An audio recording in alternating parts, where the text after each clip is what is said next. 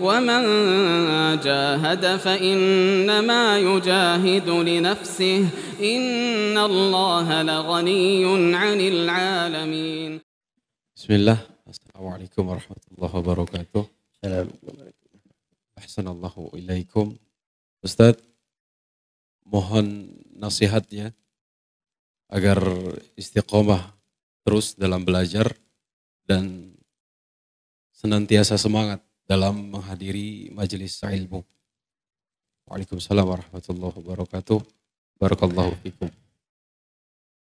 Ya, assalamualaikum warahmatullahi wabarakatuh. Jazakumullah khairan. Untuk seorang itu istiqamah dan selalu hadir rutin di majelis ilmu, yang pertama yang diperlukan adalah kita selalu mohon kepada Allah, berdoa, diberi anugerah.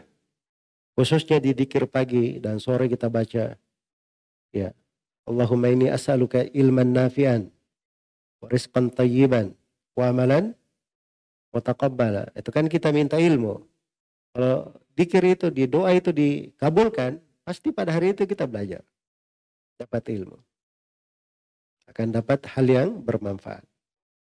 Kemudian yang kedua, seseorang itu akan mengagungkan sesuatu kalau dia sadari keagungannya, dia pahami keutamaannya, dan dia sangat menghormatinya.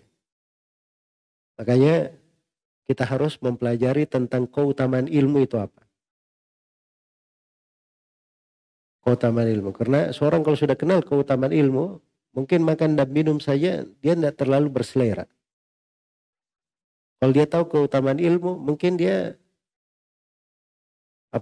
tidak mau tidur. Itu kalau dia kenal. Jadi ilmu itu apabila dia sudah kenal dengan bagus, itu akan membawanya kepada upaya untuk selalu mencarinya. Yang para ulama itu ya sudah semakin tua, tetapi aktivitasnya dalam ilmu semakin besar. Karena mereka kenal keagungan ilmu. Besarnya ilmu itu. Sebutkan Ibnul Jauzi itu rahimahullah, katanya beliau talaki, baca langsung ke guru, riwayat-riwayat qiraat itu di umur 80 tahunan. Sebab itu ilmu kan, ilmu bukan yang didahulukan, bisa dibelakangkan. Makanya beliau lengkap di semua yang lain, masih ada umur dalam kehidupannya, beliau talaki qiraat itu dari guru. Iya. Supaya menghadap kepada Allah sudah ada satu bekalnya. Dia sudah membaca Al-Quran dengan seluruh bacaan yang berasal dari Nabi Sallallahu Alaihi Wasallam. Tapi itu bukan ilmu yang paling penting.